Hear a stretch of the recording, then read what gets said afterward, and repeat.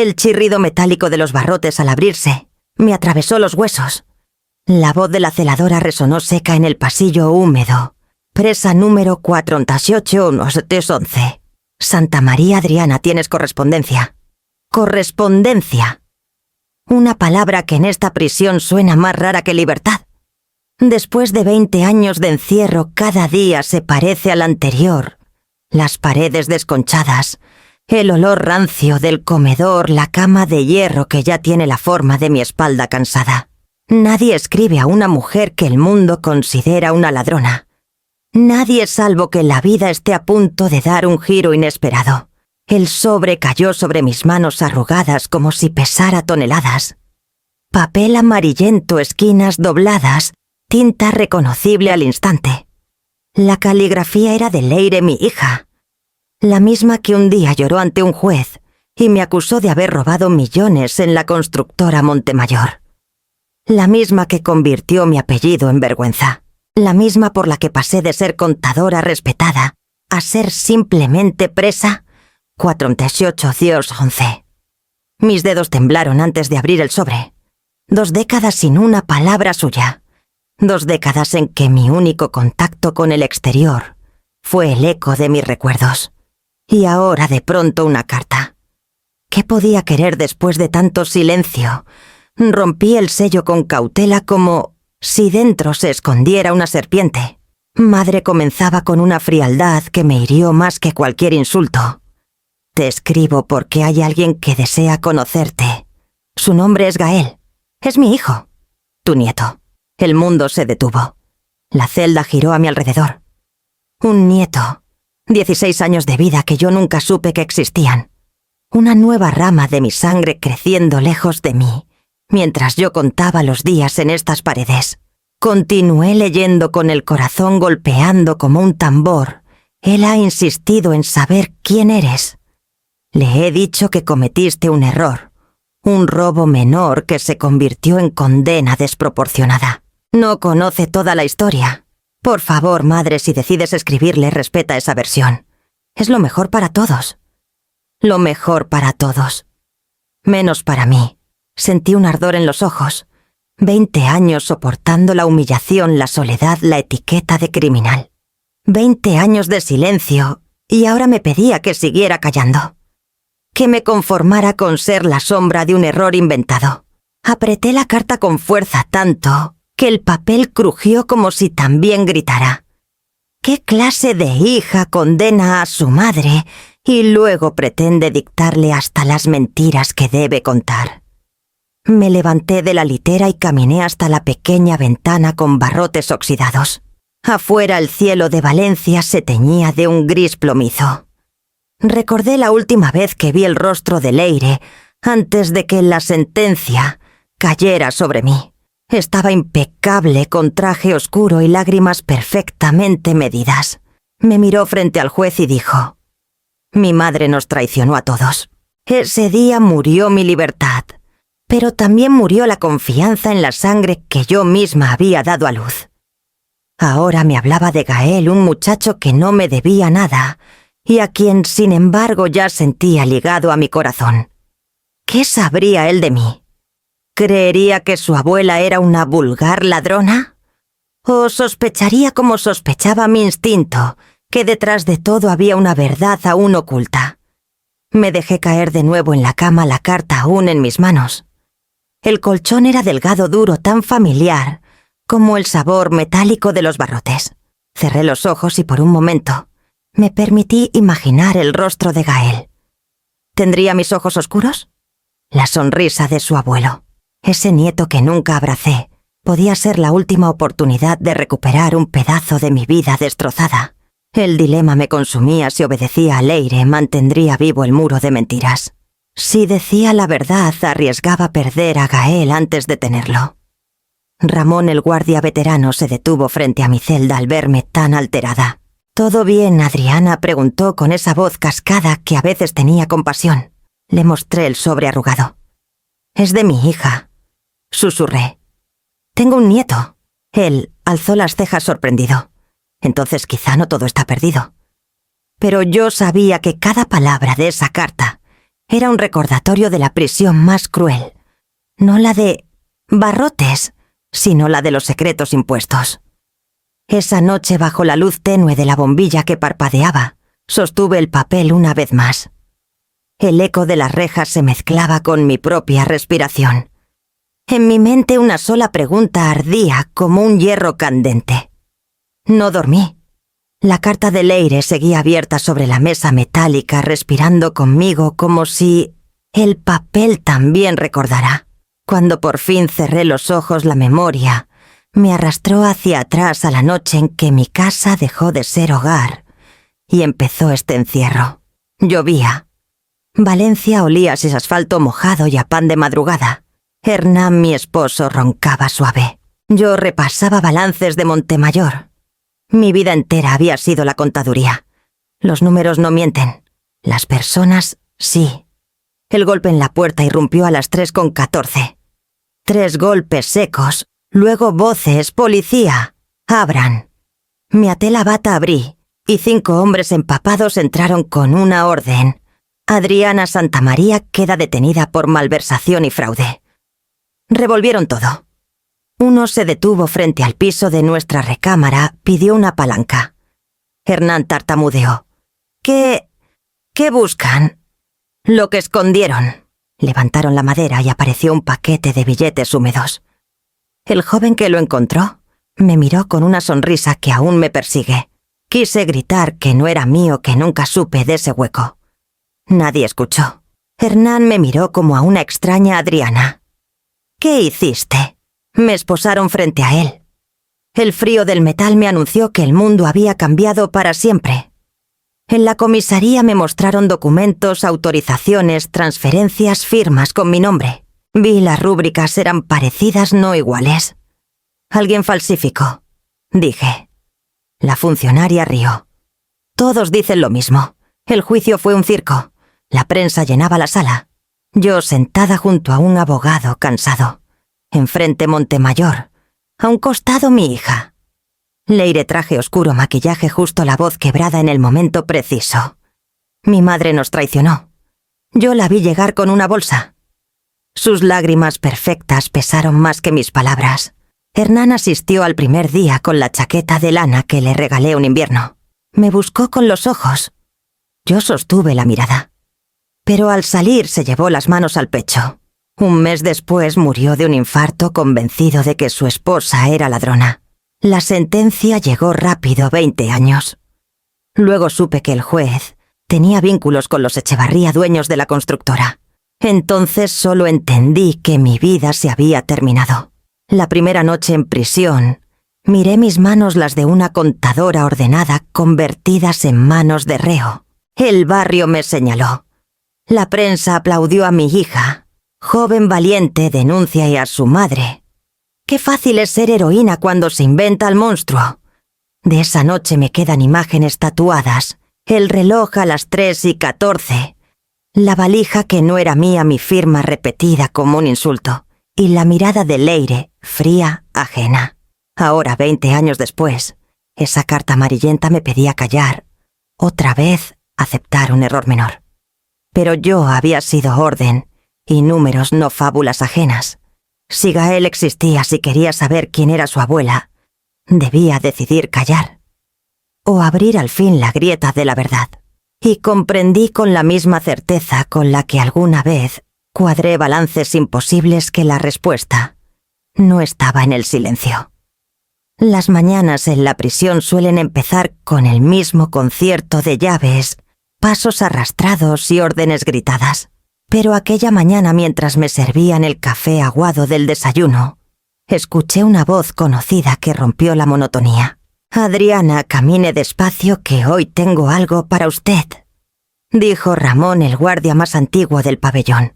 Ramón no era un santo, pero tampoco un verdugo. Había pasado casi 3 décadas entre estas paredes y había visto de todo: mujeres quebrarse, mujeres endurecerse como piedra, y unas pocas que sobrevivíamos a base de memoria. A diferencia de otros, nunca me trató como a escoria.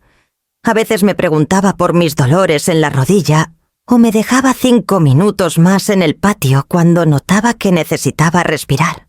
Pequeños gestos que en un mundo de barrotes saben a humanidad.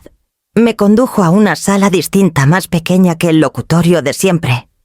La luz entraba sesgada por una ventana alta. Había 2 sillas y una mesa limpia sin grafitis. Ramón se apoyó en la puerta con los brazos cruzados. «Escuche, Adriana. Sé que no soy quien para meterme en sus asuntos, pero he visto su caso en los papeles. Siempre me pareció raro». Lo miré incrédula. Después de 20 años, ahora alguien decía en voz alta lo que yo había sentido desde el primer día. Él carraspeó antes de seguir. «Tengo un cuñado. Es abogado. No de los caros, pero es testarudo. Y cree en esas cosas que ya casi nadie cree: la justicia, la verdad. ¿Quiere conocerlo?» Me reí sin alegría. Después de 20 años, Ramón, las esperanzas se pudren como pan viejo. Yo ya no espero nada. «Pues deje que él se lo diga en persona», insistió y salió antes de que pudiera negarme. Minutos después entró un hombre de mediana edad, delgado, con lentes rectangulares y una cartera gastada bajo el brazo. Tenía un aire serio, pero en sus ojos brillaba algo difícil de describir: convicción. «Soy Mateo Villaseñor», se presentó mientras me tendía la mano. Dudé un segundo antes de aceptarla. No estaba acostumbrada a gestos cordiales en este lugar. «Mi cuñado me ha hablado de usted», continuó. «He revisado parte del expediente de su juicio. Y francamente hay demasiados huecos». Lo miré con escepticismo. Demasiado tarde. La condena ya se cumplió casi entera. «Mi nombre está enterrado». «No necesariamente», replicó con calma. «Hoy existen técnicas que hace 20 años eran imposibles. Peritajes grafológicos capaces de detectar falsificaciones, análisis financieros mucho más precisos. Además, he visto que el juez que la condenó tenía vínculos familiares con los dueños de Montemayor. Eso es un conflicto de interés que jamás se debió pasar por alto». Sentí un nudo en la garganta. Era la primera vez que alguien de fuera hablaba de mi caso sin la palabra culpable colgada en los labios. «¿Y de qué serviría?», pregunté, bajando la voz. «Aunque pruebe mi inocencia, mi marido murió creyendo lo contrario. Y mi hija, bueno, ella construyó su vida sobre mi ruina». Mateo se inclinó hacia adelante. «A veces no se trata solo de limpiar el pasado, sino de impedir que la mentira siga devorando el futuro. Usted tiene un nieto, ¿cierto? El nombre de Gael me atravesó como un relámpago. No le había mencionado nada». «¿Cómo lo sabe?». «Porque todo hijo inventa una historia, pero los nietos buscan la verdad», respondió con una media sonrisa. Me quedé en silencio. ¿Podía realmente confiar en este desconocido? ¿Podía volver a arriesgarme a la esperanza cuando la esperanza había sido mi primera condena? Ramón golpeó suavemente la puerta como para apurar. Mateo se levantó despacio. «No le pido una respuesta ahora. Solo piense en esto. 20 años bastaron para destruirle la vida, pero tal vez aún hay tiempo de recuperarla. Si me permite, quiero intentarlo». Cuando salió me quedé sola en aquella sala con la cabeza llena de ruido. Miré mis manos, las mismas que habían hecho cuentas limpias durante décadas. ¿Sería posible que aún quedara una grieta por donde entrara un poco de justicia? No lo sabía, pero por primera vez en 20 años la duda me pesaba menos que la resignación. Aquella noche volví a mi celda con la cabeza ardiendo. Las palabras de Mateo aún flotaban en el aire, pero había otra voz que sonaba más fuerte, la de mi nieto. Gael. 16 años y una vida entera sin saber de mí. ¿Qué clase de abuela era encerrada tras muros con el apellido manchado? Sin embargo, la idea de escribirle me temblaba en los huesos. No sabía si tenía derecho. Me senté frente a la mesa metálica. Usé un lápiz mordido y un cuaderno que una monja me había regalado años atrás. Comencé con la mano torpe como si cada palabra fuera un ladrillo que debía cargar. Querido Gael. No sé cómo empezar esta carta. Tal vez deba presentarme: soy tu abuela Adriana Santamaría. No hemos tenido la fortuna de conocernos, pero me alegra que quieras saber de mí. Tengo mucho que contarte, aunque no siempre sé por dónde comenzar. Antes que nada quiero saber de ti. ¿Qué te gusta? ¿Qué sueñas? Me detuve. La tentación de desnudar la verdad me apretaba el pecho, pero recordé la advertencia de Leire. No podía romper de golpe el muro de mentiras. Debía empezar con grietas pequeñas. Entonces añadí: en nuestro antiguo barrio vivía una vecina muy querida, Nieves Aranguren. Era maestra de primaria con una memoria admirable. Estoy segura de que aún recuerda muchas cosas de aquellos años. Si algún día hablas con ella, quizás pueda contarte historias de cuando tu madre era niña y jugaba en la calle. Dile que la recuerdo con cariño. Cerré la carta con torpeza, como si firmar mi nombre fuera un acto prohibido. La doblé con cuidado y la entregué a Ramón al día siguiente. Él no preguntó nada, solo la guardó en su chaqueta con un gesto cómplice. Pasaron semanas de espera hasta que un sobre apareció entre mis manos. Reconocí la letra joven firme. Lo abrí conteniendo la respiración. Abuela, gracias por escribirme. No sabes la emoción que sentí al leer tu carta. Mamá nunca habla mucho de ti, apenas dice que cometiste un error y que es mejor no remover el pasado. Pero yo siempre he tenido curiosidad. Nieves aún vive en la misma calle. Fui a verla y cuando le mencioné tu nombre, se le llenaron los ojos de recuerdos. Me habló de ti como una mujer trabajadora que construyó su casa ladrillo a ladrillo. Eso no suena como la ladrona de la que hablan en voz baja. Quiero seguir escribiéndote.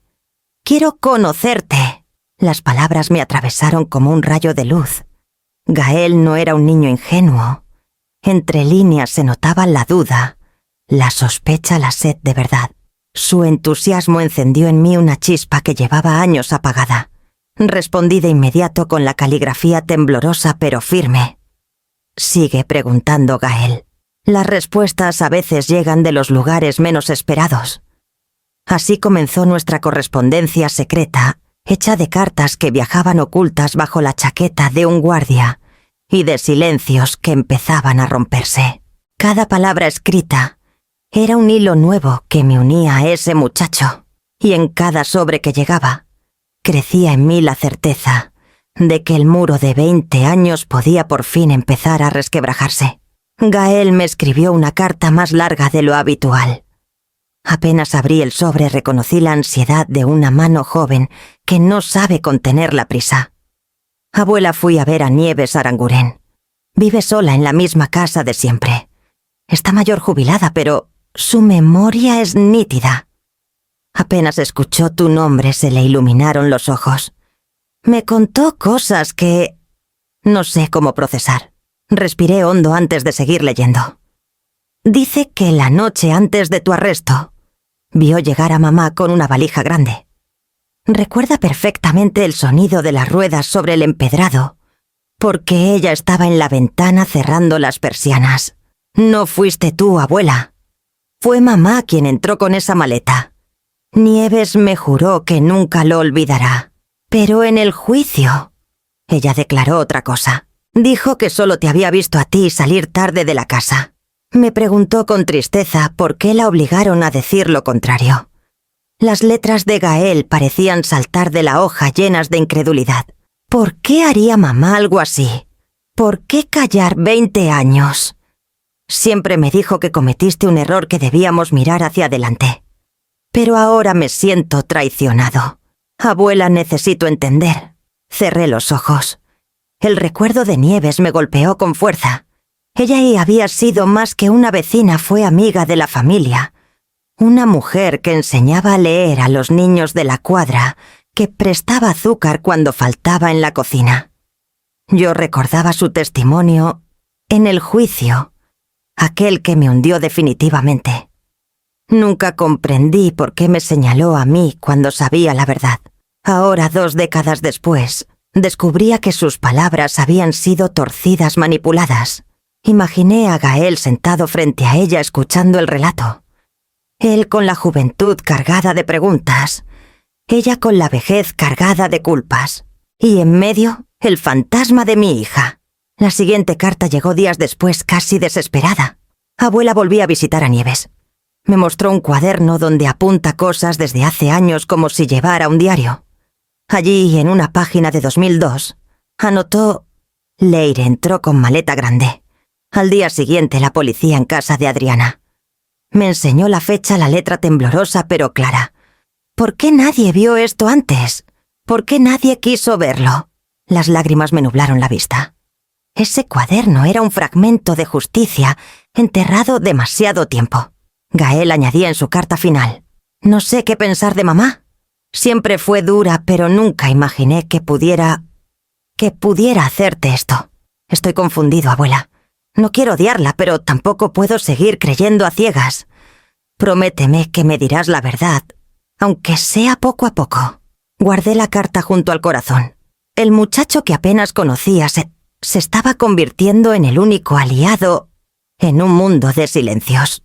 Y lo que era más inquietante, comenzaba a cuestionar en voz alta a su propia madre. Ese mismo día le respondí: Gael, no te apresures a odiar. La verdad es un río que tarde o temprano rompe el dique. Pregunta, escucha y confía en lo que ves con tus propios ojos. El resto, hijo mío, ya no podrá ocultarse por mucho tiempo. Mientras doblaba la carta, comprendí que la chispa ya estaba encendida y que las sombras de aquella noche, las que me arrebataron todo, estaban empezando a revelar su forma verdadera. El siguiente encuentro con Mateo fue distinto. Lo noté más serio, con un fajo de carpetas bajo el brazo y el ceño fruncido como quien carga con un peso que no quiere soltar. Me saludó sin rodeos y puso los papeles sobre la mesa metálica. Adriana hay un nombre que aparece en cada rincón de su caso, aunque siempre en las sombras, dijo ajustándose las gafas. Rafael Echevarría. El apellido me sonaba vagamente. Echevarría. Entonces caí. Era la familia dueña de la constructora Montemayor, la misma donde yo había trabajado 15 años como contadora. ¿Qué tiene que ver ese hombre conmigo?, pregunté intentando que la voz no me temblara. Más de lo que imagina, respondió con calma. Rafael era socio oculto de su hija Leire. Lo descubrimos revisando movimientos financieros de la época. Cuentas cruzadas, préstamos disfrazados de donaciones y sobre todo una valija que terminó en el lugar equivocado. Sentí un escalofrío. ¿Dice que Leire no actuó sola? Mateo asintió. Exacto. Echevarría siempre fue intocable. Hijo del dueño criado entre lujos y contactos políticos. Cuando estalló el escándalo del desfalco, él se aseguró de desviar la atención. Tenía amigos en la comisaría, en los juzgados. Incluso el juez que la condenó había trabajado con su padre en un consejo de administración. ¿Casualidad? No lo creo. La sangre me golpeaba en los oídos. Había pasado 20 años odiando la traición de mi hija, pero ahora surgía otra figura más oscura y calculadora. ¿Por qué nunca se investigó?, pregunté. Porque su apellido era un salvoconducto. Cada vez que aparecía alguna pista, alguien la borraba. Los expedientes originales muestran tachaduras, hojas arrancadas, testigos que de pronto olvidaron lo que habían visto. Lo mismo pasó con Nieves. Estoy convencido de que recibió presión para cambiar su declaración. Recordé el miedo en los ojos de mi vecina en el juicio. Ahora entendía, no era cobardía, era supervivencia. Mateo siguió hablando, bajando la voz. He encontrado documentos que prueban que Echevarría manejó dinero ilícito en esos años. Parte de ese dinero fue a parar a cuentas que después aparecieron ligadas a Leire. Ella pudo disfrutarlo, sí, pero él fue el verdadero arquitecto de la caída. Usted era solo la pieza sacrificable. Me quedé muda, en mi mente. El rostro de mi hija se mezclaba con el de un hombre al que apenas recordaba de lejos, elegante, sonriente, saludando en las fiestas de la empresa. Nunca imaginé que esas sonrisas escondían la maquinaria que me condenaría. Mateo me miró con una seriedad que me heló. Adriana, si queremos abrir una grieta en este muro debemos apuntar hacia él. Su hija fue cómplice, pero Rafael Echevarría fue el titiritero. Guardé silencio un largo rato. Por primera vez, la traición no tenía un solo nombre. Tenía un apellido poderoso que había sobrevivido intacto, mientras yo envejecía tras barrotes. ¿Y cree que aún hay manera de desenmascararlo?, pregunté apenas en un susurro. Mateo apretó los labios antes de responder. Si jugamos con inteligencia, sí. Pero debe saber algo. Enfrentarse a un Echevarría es como golpear un muro con las manos desnudas. Hará falta valor. Y pruebas irrefutables. La sombra de aquel apellido se instaló en mi celda esa noche. Ya no solo me perseguía el rostro de Leire en el tribunal llorando falsas lágrimas. Ahora había un fantasma más grande. Un hombre que jamás pisó el banquillo. Y que, sin embargo, había dirigido cada hilo de mi desgracia. Y su sombra apenas estaba comenzando a alargarse. El portón de la sala de visitas se abrió con su quejido de hierro. Eran las 11 en punto.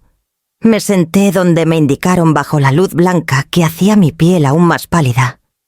Alrededor murmullos y risas nerviosas. Niños confundidos por las puertas que no se podían cruzar. Yo apreté las manos intentando frenar el temblor. Entonces lo vi. Entraba con una mujer de paso lento, Nieves. La reconocí al instante por su forma de abrazar el bolso contra el pecho. A su lado un muchacho alto, delgado, con la mirada curiosa, Gael. Mi sangre en un rostro desconocido. Se detuvieron un segundo buscando mi mesa. Cuando nuestros ojos se cruzaron, el tiempo se detuvo. Gael avanzó con pasos inseguros. Yo me levanté sin saber qué hacer con las manos. Me estudió como quien reconoce un paisaje visto solo en fotos. Y de pronto me abrazó.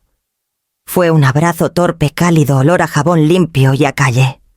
Escuché su corazón acelerado. Yo tardé en reaccionar. No estaba acostumbrada a esa ternura. Lo rodeé con mis brazos flacos y por un instante la prisión dejó de existir. «Usted no parece una ladrona», susurró. Me reí con dolor. Eso mismo intenté decir 20 años. Nieves carraspeó con los ojos húmedos. «Hola, Adriana».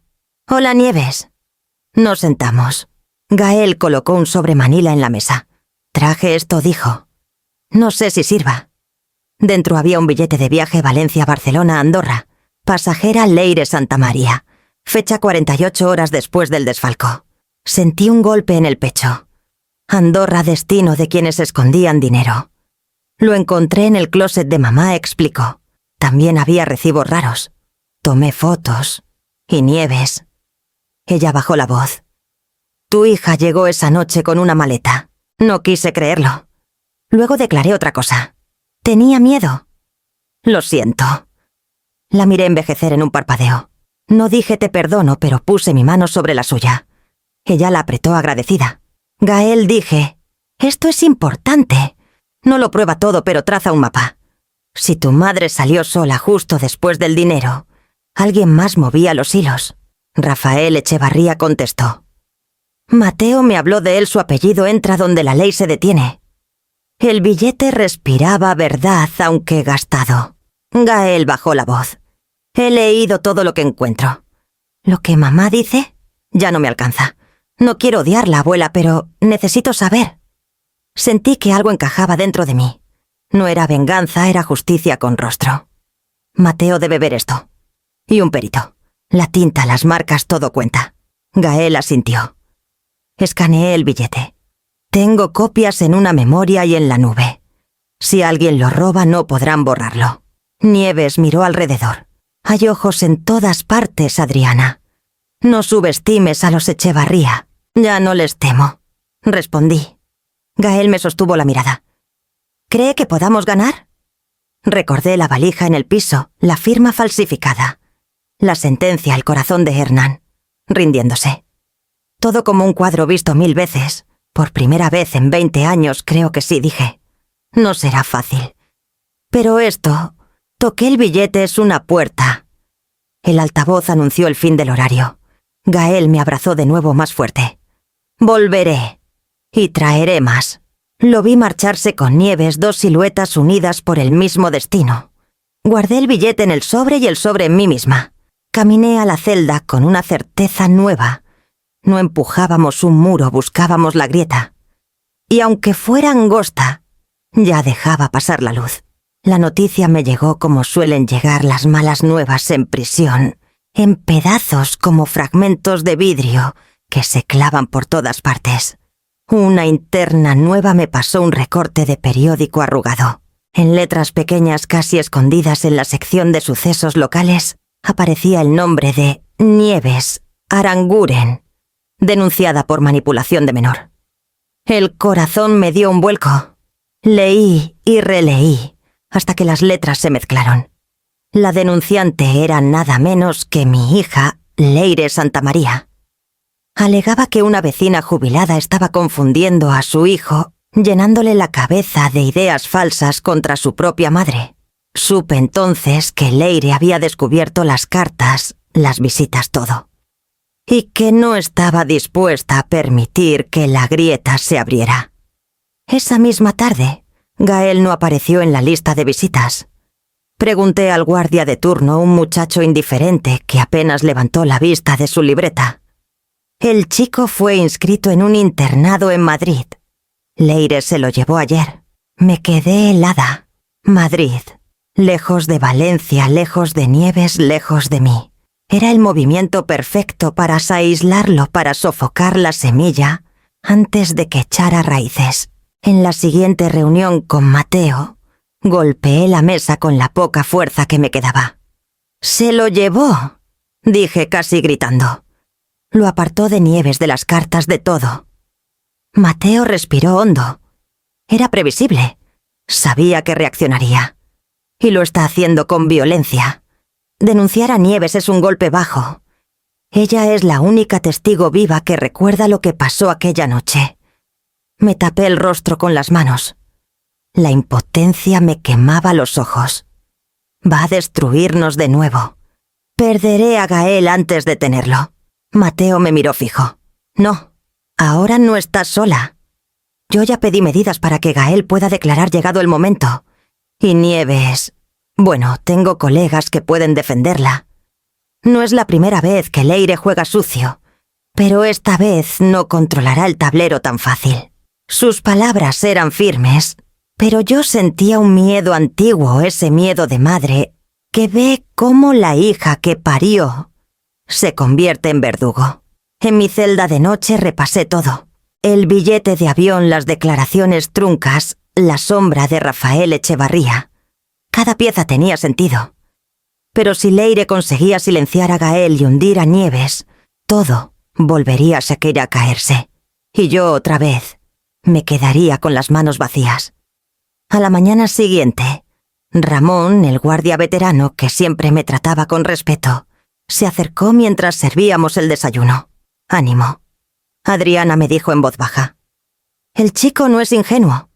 Si ya sospechaba, tarde o temprano buscará la verdad aunque lo encierren en una torre».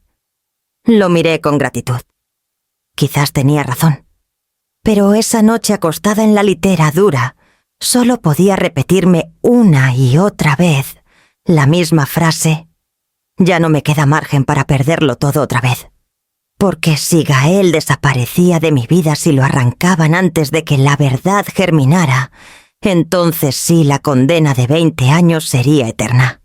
Mateo apareció en la sala de visitas con un gesto distinto, más serio de lo habitual. Traía una carpeta bajo el brazo y una expresión que mezclaba cansancio y urgencia. Apenas se sentó frente a mí, supe que algo importante estaba a punto de revelarse. Adriana empezó inclinándose hacia mí. Localicé a alguien que nunca pensábamos encontrar. Julián Castro. ¿Lo recuerdas? El nombre me sacudió como una piedra arrojada al agua. Claro que lo recuerdo.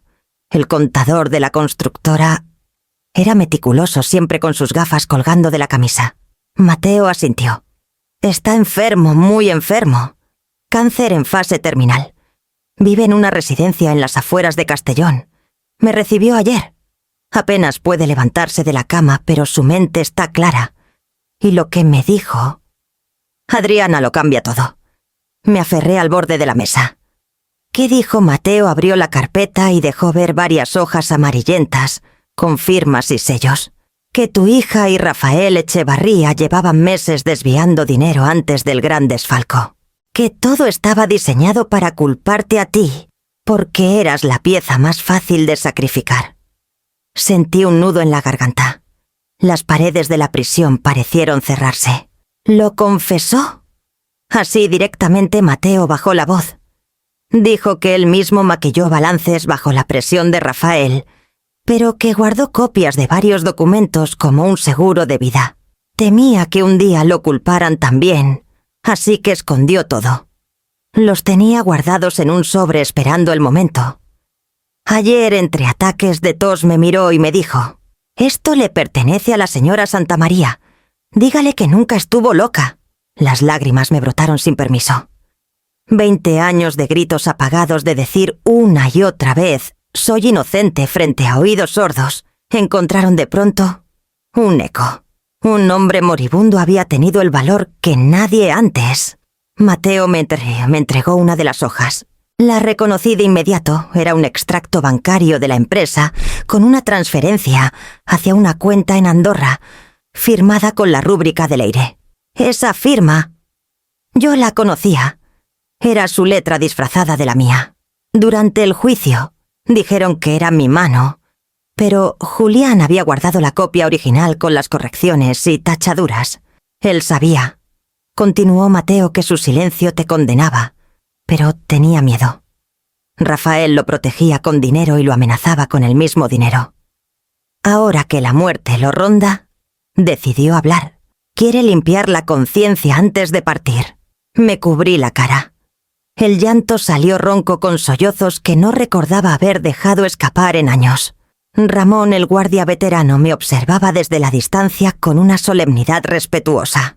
Nadie interrumpió ese momento. ¿Y Julián? ¿Cuánto tiempo le queda?, pregunté entre lágrimas. Semanas, tal vez días.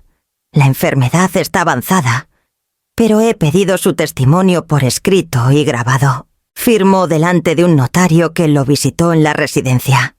Si muere, sus palabras no se irán con él. Me quedé mirando los papeles como si fueran reliquias. Cada número, cada sello, era una grieta en el muro que me había sepultado. Mateo... Mi voz temblaba. Si estos documentos salen a la luz, si el testimonio se valida, podría reabrirse tu caso, respondió sin titubeo. Con pruebas nuevas, un testigo que reconoce la falsificación y que señala directamente a Leire y a Rafael. No es garantía, pero sí un camino. Me llevé las manos al pecho. Era como si por primera vez en 20 años respirara aire distinto.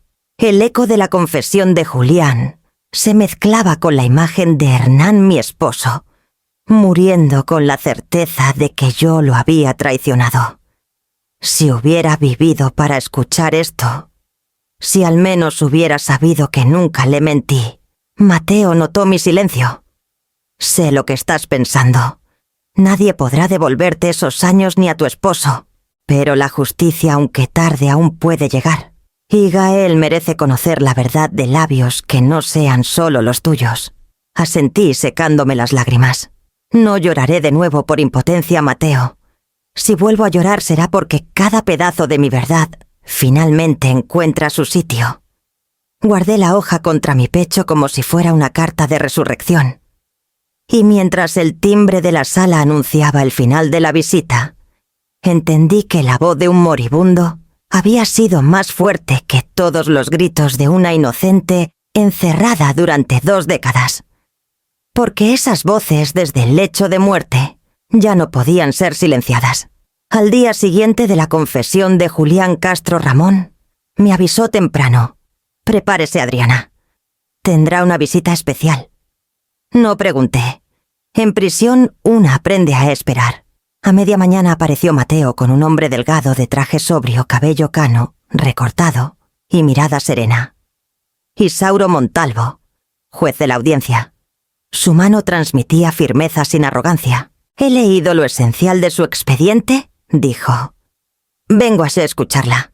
El nombre me sonaba. En la prensa lo describían como terco o idealista, palabras gemelas en los tribunales. Nos sentamos.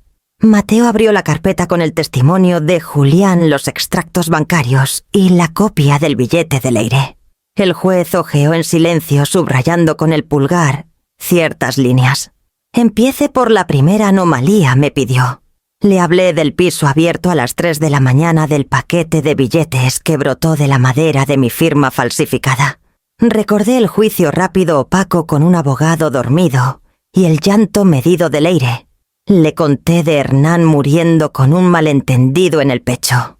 Montalvo apenas interrumpía para precisar fechas. Cuando mencioné a Rafael Echevarría, alzó una ceja. «Conozco el apellido», dijo. En mi mesa se desliza como si no quisiera mancharse de tinta. Mateo aprovechó.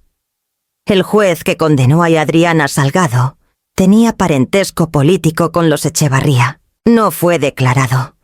Además, el proceso duró menos de 2 meses. Para un fraude de esta magnitud es una anomalía. Montalvo asintió.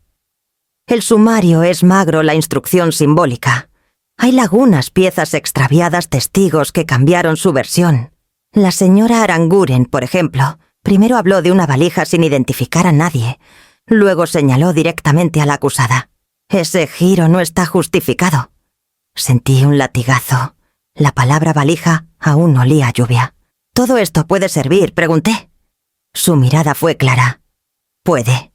Pero necesitamos más que sospechas, peritajes grafológicos, trazabilidad bancaria hacia Andorra y asegurar el testimonio videograbado de Julián Castro.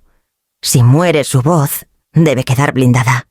El peritaje podemos iniciarlo ya», intervino Mateo. «Tengo un perito de confianza». «Háganlo», ordenó Montalvo. «Y preparen la solicitud para revisar la sentencia. Yo abriré la ventana legal si ustedes me dan el aire». Quise agradecer, pero levantó la mano. «Si tocamos a los Echevarría, habrá ruido. Prefieren el polvo del archivo a la luz del día. No hablamos de un expediente, sino de un ecosistema de favores. Y los favores, cuando pierden oxígeno, muerden». Pensé en Nieves, en la denuncia de Leire en Gael trasladado a Madrid. «Lo sé», respondí. «Ya aprendí cómo muerden». El juez se levantó con calma. «Necesito discreción absoluta. Nada de cartas ni comentarios. Hable solo con su abogado. Si los interesados huelen movimiento, apretarán donde duele, testigos, nietos, vecinas». Asentí. En su voz no había dramatismo, solo experiencia. Una última cosa añadió.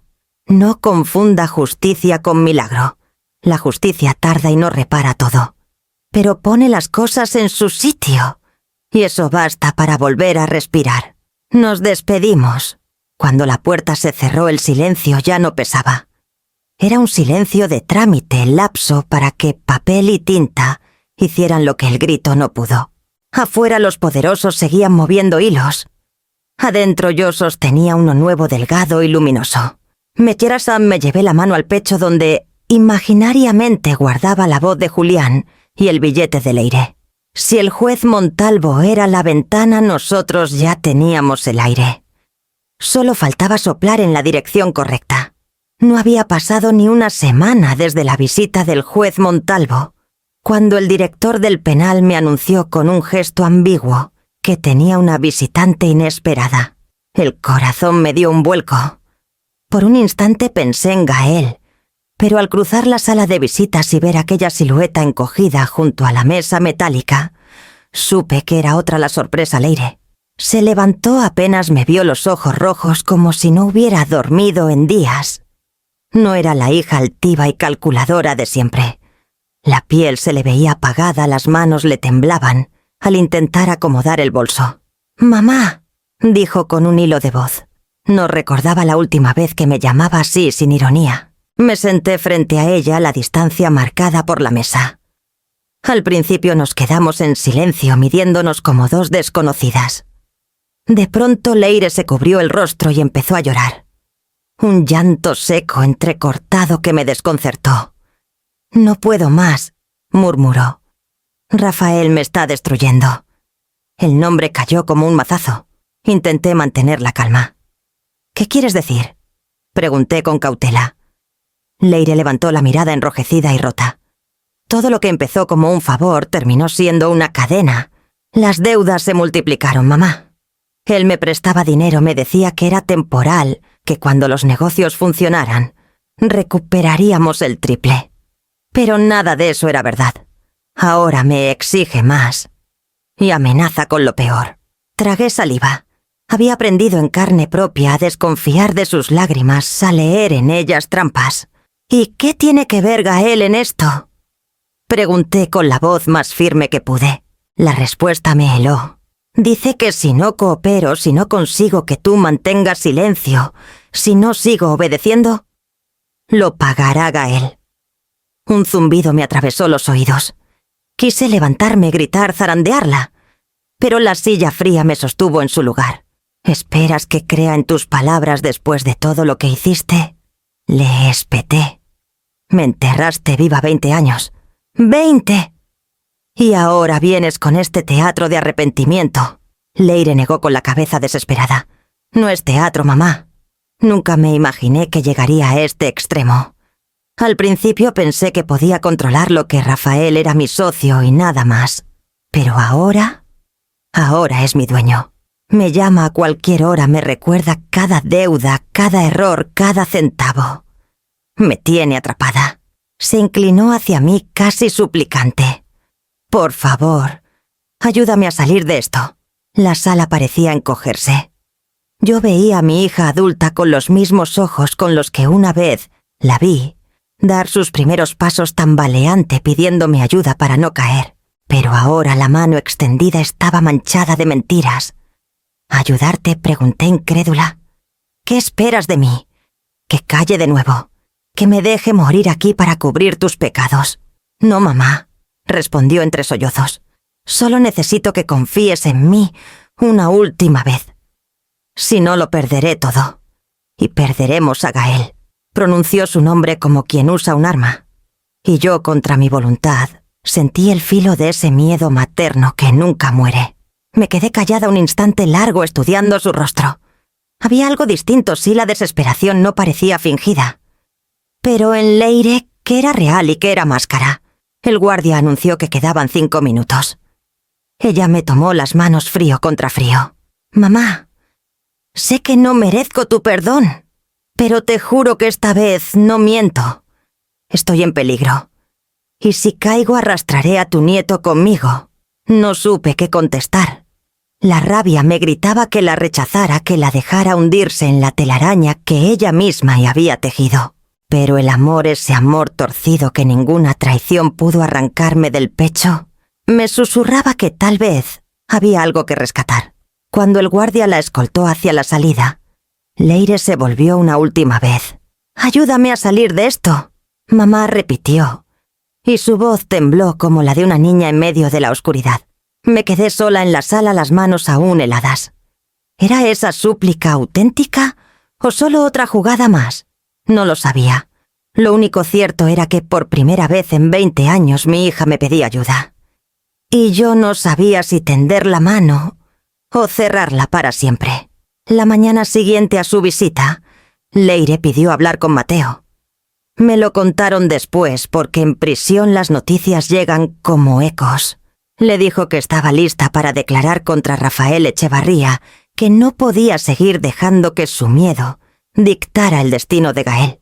No sé qué palabras usó, ni cómo sonaron en la voz de mi hija, pero me la imaginé cruzando por fin esa frontera, donde la conciencia se vuelve más ruidosa que la amenaza. Mateo vino a verme apurado con el celular vibrando sin descanso. «Tu hija quiere testificar hoy mismo», dijo. Montalvo habilitó una audiencia preliminar a puerta cerrada. Si Leire sostiene lo que me adelantó y aporta documentos, abriremos una brecha grande. La esperanza me atravesó como un rayo. La misma esperanza que tantas veces me había lastimado, pero que seguía encontrando tozuda la manera de levantarse. A Leire la recogió un patrullero discreto para llevarla al juzgado. Gael insistió en acompañarla. Mateo también iba en camino. El plan era sencillo: llegar temprano, presentar la documentación, blindar su testimonio y pedir medidas de protección. El juez Montalvo se había comprometido a escucharla esa misma tarde. A las 10:20, el penal se quedó en silencio. Era un silencio raro, de esos que anuncian grietas en la normalidad. Yo estaba en el patio fingiendo leer un libro que no avanzaba cuando Ramón se acercó con el rostro desencajado. «¿Adriana?» No hizo falta que terminara la frase. Supe que algo terrible había ocurrido. «Gael», pregunté, y apenas pude reconocer mi voz. «Está vivo», dijo rápido. «Pero fue tu hija». «Hubo un accidente, camino al juzgado.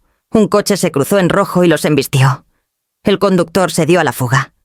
Leire está grave. Me faltó el aire. Quise correr a ninguna parte. ¿Dónde están? Los llevaron al hospital clínico. Mateo ya está allí. Gael también. Tú no puedes salir, pero te mantendré informada. El mundo volvió a oler a metal, a desinfectante imaginario, a culpa. No pude evitar pensar lo indecible. ¿Había sido un accidente? ¿O la mano larga de Rafael había tocado por fin lo que yo más temía? Las horas siguientes se midieron en pasos en paredes, en las líneas subrayadas del libro que no leía. Al caer la tarde, Ramón regresó con 2 noticias que eran una sola herida. Leire está en coma, dijo. Los médicos no saben si despertará. Tuvieron que intervenirla de urgencia por una hemorragia interna. Gael está ileso, apenas algunos raspones. Pero dudó antes de que se la llevaran al quirófano. Tu hija le dio algo. Mi corazón dio un salto sordo. ¿Qué? Un USB, pequeño negro. Gael lo apretaba como si fuera un talismán. Me llevé las manos a la cara. Yo no sabía rezar, pero esa noche recé a mi manera pidiéndole al destino que por una vez nos dejara un hilo del que tirar. Si Leire había tenido tiempo de entregarle un dispositivo, entonces había previsto la posibilidad del golpe. Tal vez ese pequeño rectángulo guardara por fin la memoria de nuestra verdad. Al día siguiente, Mateo pidió una audiencia extra con Montalvo. Presentó el USB como evidencia preliminar. Se necesitaría una pericia informática para extraer la información con cadena de custodia sin contaminarla. Pero Gael por su cuenta ya había mirado lo suficiente como para saber que allí había fuego. Me llegó una carta suya escrita de pie en un pasillo de hospital, con la letra algo torcida. Abuela, antes de que mamá se desvaneciera, me metió en la mano un USB y me dijo: «Guárdalo. Si no llego, dáselo a Mateo. Aquí está todo». No pude responderle. Solo asentí y se la llevaron corriendo. No sé si va a despertar. Yo la odio y la quiero al mismo tiempo. Quiero que viva para que diga la verdad en voz alta. Pero si no vive, prometo que su silencio no volverá a ser nuestra condena. Seguí leyendo con el corazón martillando. Mateo me explicó que no podemos conectarlo en cualquier computadora.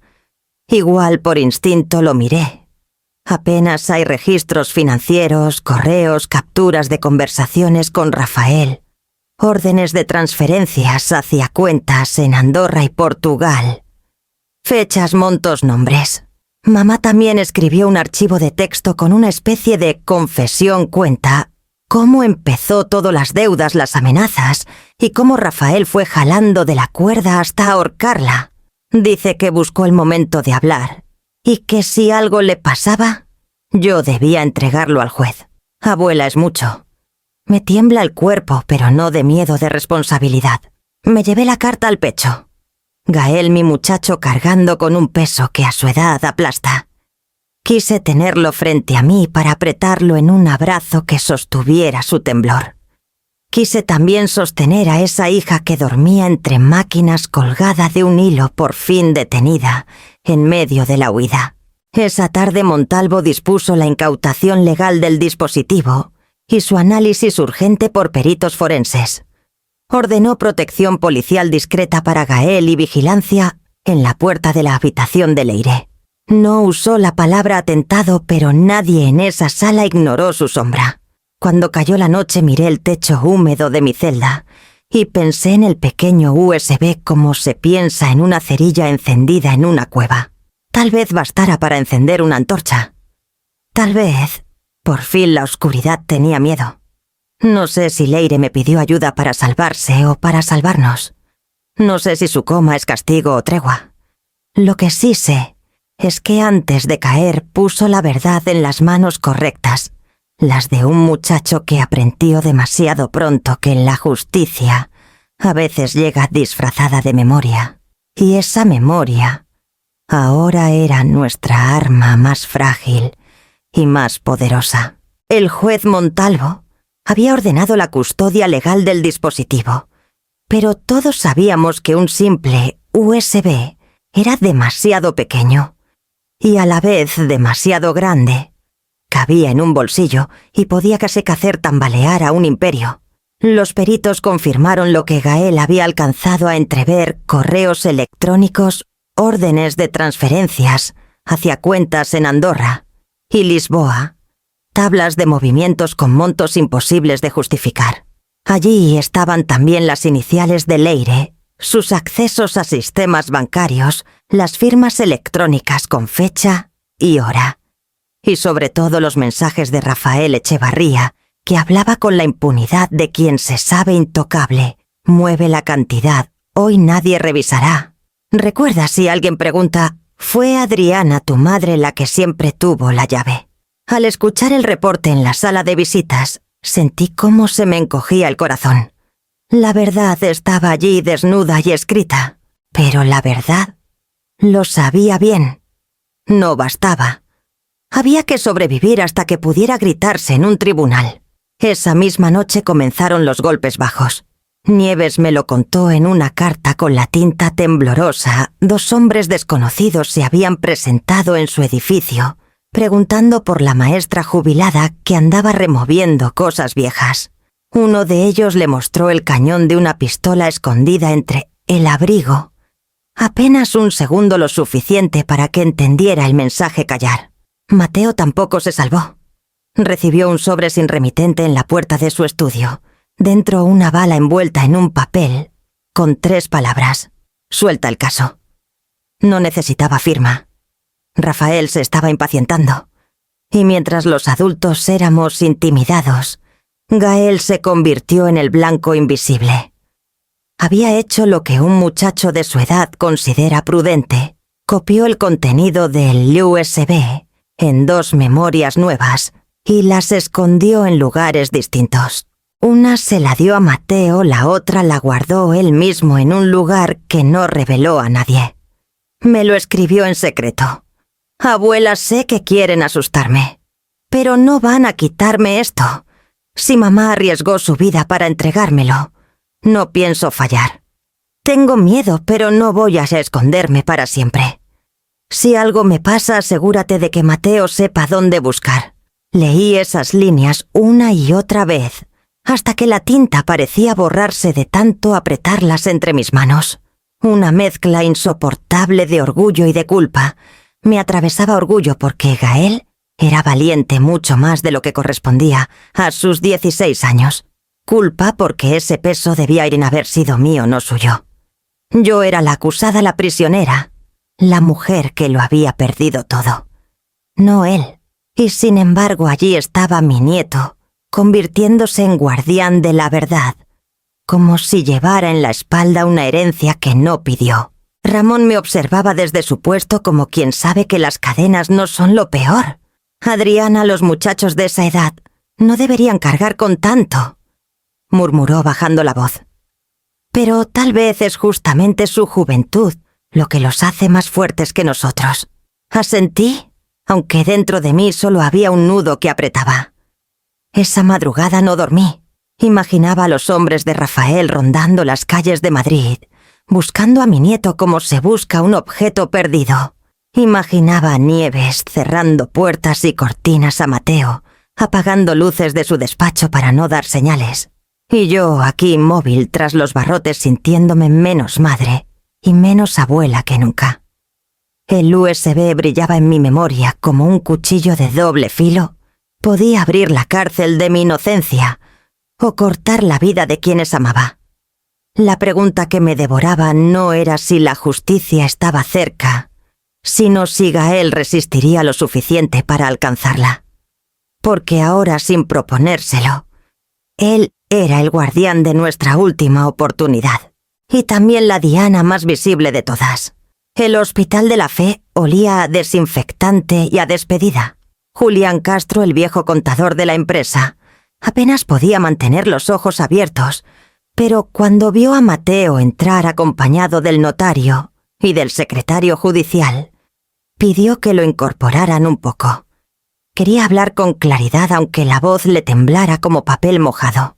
Yo no estaba presente, seguía presa como siempre, pero después Mateo me relató cada palabra, y en su tono percibí que lo que había ocurrido allí fue casi un acto sagrado. «Quiero dejar constancia», dijo Julián con un hilo de voz. «Durante años vi cómo se desviaban fondos de la constructora.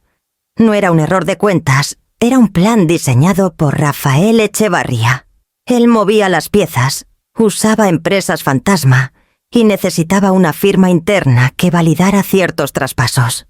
Hizo una pausa para respirar con ayuda de la mascarilla de oxígeno. El notario asentía, el juez Montalvo escuchaba con gesto grave. «Esa firma la puso Leire Santamaría», prosiguió Julián. «Su madre nunca participó. Al contrario, era la única contadora honrada de esa compañía.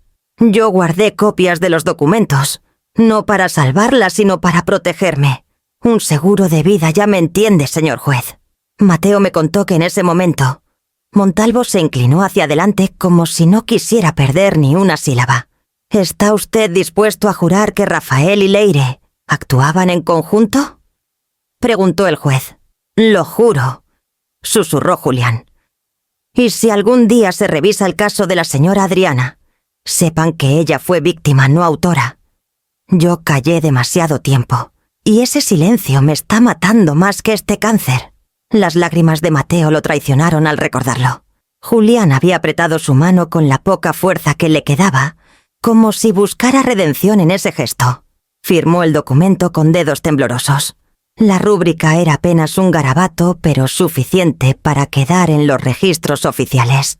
Esa misma noche Julián se apagó. Murió solo, pero con la paz de haber soltado al fin la verdad que guardó 2 décadas. Cuando Mateo me dio la noticia, se me humedecieron los ojos de una manera que ya había olvidado. No eran lágrimas de derrota, sino de alivio. Alguien por primera vez en 20 años corroboraba lo que yo había gritado en vano en aquel juicio amañado, que mi hija y Rafael eran los verdaderos responsables. El juez Montalvo se presentó días después en la prisión. No era habitual que un magistrado entrara a hablar con una reclusa, pero él lo hizo sin protocolos innecesarios. Se sentó frente a mí en la sala de entrevistas, mirándome con esos ojos que parecían radiografiar cada gesto. «He recibido el testimonio jurado de Julián Castro», dijo con solemnidad, «junto con los documentos que entregó y las pruebas en el USB. Constituyen causa suficiente para reabrir formalmente su caso». Sentí que el aire se me escapaba. 20 años de espera, 20 años de cartas sin respuesta, de noches frías en un catre que nunca fue mío. Y ahora alguien me decía que la justicia al fin podía abrirse paso. «No quiero darle falsas esperanzas, señora Santamaría», añadió Montalvo. «Habrá oposición feroz, y los Echevarría tienen tentáculos en todas partes. Pero esta vez hay un expediente sólido, y yo pienso llevarlo hasta el final». Lo escuché con las manos entrelazadas apretando los nudillos, hasta hacerme daño. «Gracias», logré decir apenas un murmullo. «No por mí, sino por Gael. Él merece saber que su abuela no es una ladrona». Montalvo asintió despacio. «Entonces, luchemos por él, señora Adriana. Por la verdad. Esa noche en mi celda recé por Julián Castro. Un hombre que tardó demasiado en hablar, sí, pero que al final entregó la chispa necesaria para encender una hoguera. Y me prometí que no dejaría que su último aliento quedara en vano». El caso estaba oficialmente reabierto. Y por primera vez en 20 años, la palabra justicia no sonaba a burla, sino a promesa. El amanecer en Valencia traía un aire extraño de expectación. No lo supe hasta días después, pero a esa misma hora Rafael Echevarría trataba de huir como las ratas cuando la bodega se inunda. Su destino era Oporto.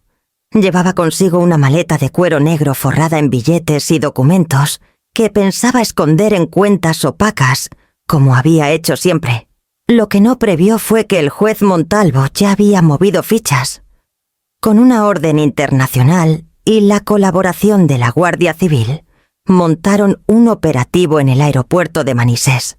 A Rafael lo siguieron discretamente hasta la sala de embarque.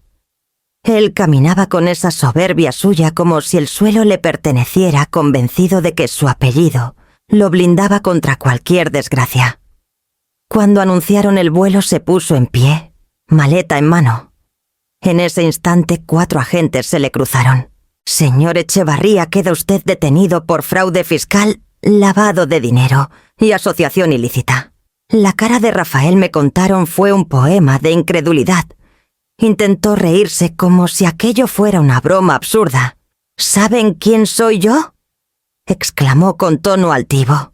«Precisamente por eso estamos aquí», respondió el inspector esposándole las muñecas. La maleta, al abrirse frente a los testigos judiciales, no solo contenía fajos de euros y dólares. También había pendrives, extractos bancarios y correspondencia cifrada que lo ataban aún más a la red de corrupción. Era como si la soberbia lo hubiera traicionado en su huida. Llevaba consigo la prueba de su propia condena. La noticia explotó en cuestión de horas. Los periódicos abrían con titulares a 8 columnas: «Escándalo Echevarría detenido en Valencia, el heredero del imperio constructor». Y en letras más pequeñas pero no menos demoledoras: «Una inocente pasó 20 años en prisión por su culpa. En la cárcel una funcionaria me llevó un recorte de prensa. Señora Santamaría, mire», dijo con un brillo de complicidad en los ojos. Al ver mi nombre impreso junto a la palabra inocente, sentí que algo dentro de mí se quebraba y se reconstruía a la vez. Lloré sin vergüenza con la cabeza entre las manos, mientras las demás internas me rodeaban en silencio respetuoso. Mateo llegó esa misma tarde jadeante con el rostro iluminado. «Lo tenemos, Adriana», exclamó dejando sobre la mesa el periódico doblado. «Lo agarraron con pruebas, con dinero, con todo. Esta vez no hay apellido ni fortuna que lo salve». Yo temblaba, incapaz de articular palabra. Solo pensé en Gael. Imaginé su rostro adolescente leyendo en su celular la noticia que desmontaba 20 años de mentiras. Imaginé a mis nietos en el colegio, escuchando murmullos y entendiendo por fin que su abuela no era una ladrona, sino la víctima de una conjura brutal. Esa noche el eco de las noticias rebotaba en todas las radios y televisiones. Analistas, periodistas y ciudadanos indignados discutían cómo un hombre había manipulado a la justicia, mientras una mujer honesta pagaba en su lugar. Y aunque aún seguía tras los barrotes, yo supe que mi celda ya no era una tumba. Era un puente hacia algo que empezaba a llamarse reparación. Por primera vez en 20 años el intocable había caído, y con él las cadenas invisibles que me habían mantenido atadas a una culpa que nunca me perteneció. El día llegó sin previo aviso, como esas tormentas que parecen eternas y de pronto se disipan, dejando un cielo nuevo. Una mañana el alcaide me llamó a su despacho. Su voz sonaba distinta, casi solemne. «Señora Santamaría, el juez Montalvo ha firmado la anulación de su condena. Es libre». Al principio no entendí las palabras. «Libre», la repetí en mi cabeza como si fuera un idioma extranjero.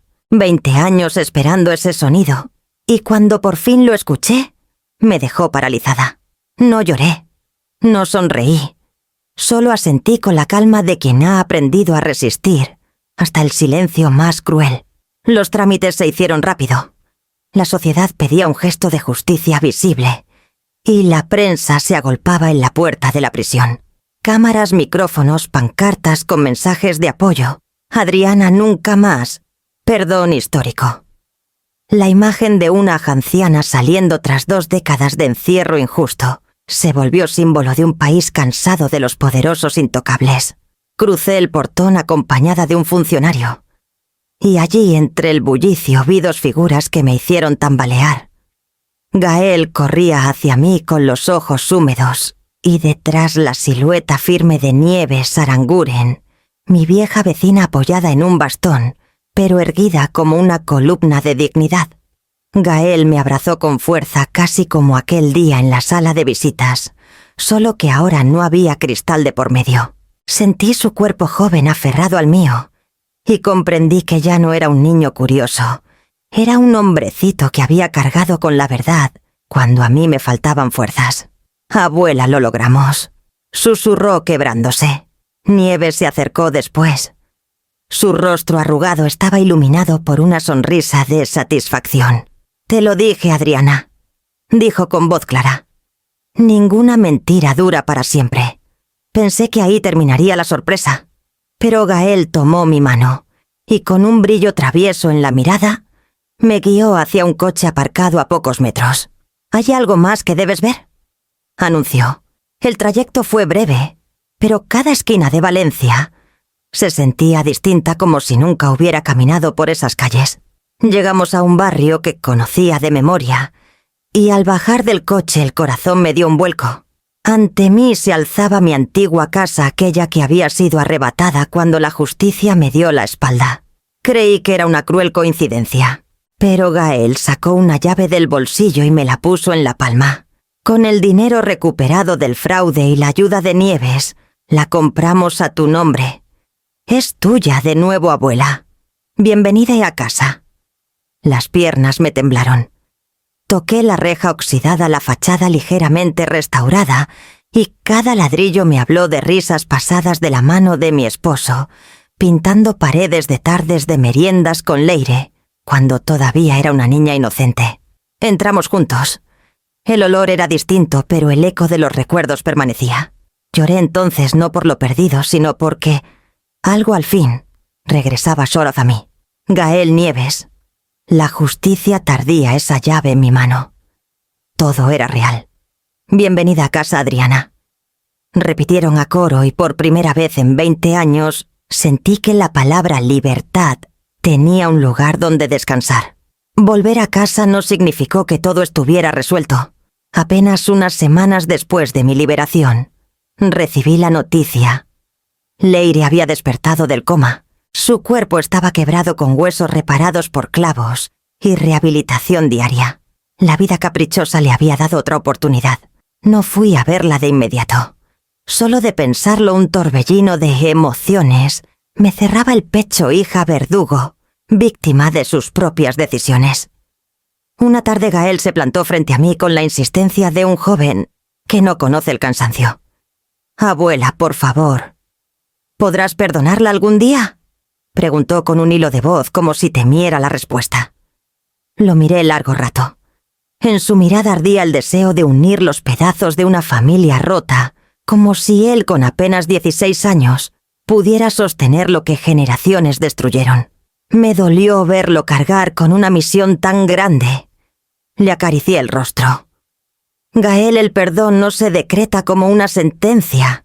Es un camino. Y yo aún estoy en el inicio». Le expliqué que 20 años no se borran con un accidente ni con lágrimas. Perdí a mi esposo sin que me creyera inocente. Perdí mi nombre manchado por los periódicos. Perdí mi juventud entre barrotes. ¿Cómo perdonar así sin más? Y sin embargo había algo que sí podía reconocer. Mi hija. Ya no era la mujer segura que me señaló frente al juez. Estaba rota, acosada por deudas, abandonada por Rafael, traicionada por aquellos a quienes sirvió. Tal vez era justicia poética, o tal vez era simplemente la rueda del destino que gira sin detenerse. Un domingo la visité. Estaba en una clínica de rehabilitación. Leire levantó la vista al verme entrar. Sus ojos, antes altivos, ahora tenían un brillo apagado. No hablamos mucho. Ella intentó extender la mano, pero yo no la tomé. No podía, no todavía. De regreso a casa escribí en mi diario: «El perdón es imposible. Por ahora. Pero no niego que un día mis pasos me lleven hacia él». Miré a Gael, que jugaba en el patio con un balón. Y entonces lo entendí. No recuperé mis 20 años, pero Recuperé lo esencial. Mi dignidad que ningún juicio pudo destruir del todo. La verdad que al fin salió a la luz. Y sobre todo a un nieto que representa el futuro. Un futuro en el que quizá algún día hasta el perdón sea posible. El amanecer en Valencia tiene un resplandor distinto cuando se mira desde la orilla del mar. Caminaba despacio por la playa con la brisa acariciándome el rostro, mientras Gael pateaba con entusiasmo la espuma y Nieves, apoyada en su bastón, sonreía con esa serenidad que solo se gana con los años. Respiré hondo. 20 años sin libertad habían borrado la textura del mar en mi piel, pero allí estaba devolviéndome una caricia que parecía esperarme desde siempre. «Abuela, mira», dijo Gael levantando una concha. «Esta es para ti para que no olvides que ahora sí eres libre». Lo abracé fuerte. Esa palabra libre retumbó dentro de mí como un eco infinito. No era un premio, no era un regalo, era el derecho que me arrebataron y que por fin había recuperado. Nieves se detuvo un momento observándonos. «A veces la justicia tarda». Adriana murmuró. «Pero llega». Asentí en silencio. Porque en el fondo comprendía que mi historia no era de venganza. No era ver a Rafael esposado ni a los periódicos clamando mi inocencia, lo que me devolvía la vida. Era algo más hondo haber demostrado que mi verdad siempre existió, aunque nadie la escuchara. Mientras caminábamos, pensé en Leire. Mi hija. ¿Cómo nombrarla ahora? ¿Cómo colocarla en este mapa nuevo de mi vida? El perdón seguía siendo un horizonte lejano, una isla que tal vez nunca alcanzaría. Y sin embargo había momentos en que me sorprendía imaginándola distinta, rota pero humana, buscando también redención. Me detuve frente a la orilla. Cerré los ojos. El sonido del mar me envolvía y dentro de mí brotaron palabras claras, limpias. No era venganza, era justicia. Y se sintió como volar. Abrí los ojos y vi a Gael correr hacia mí riendo con la vida por delante. Sonreí sabiendo que el futuro ya no me pertenecía solo a mí, sino también a él. Y que tal vez, algún día cuando las heridas cicatricen, tenga fuerzas para abrir una última puerta, la del perdón imposible. El mar siguió golpeando la arena como si guardara en su vaivén la promesa de que nada queda oculto para siempre.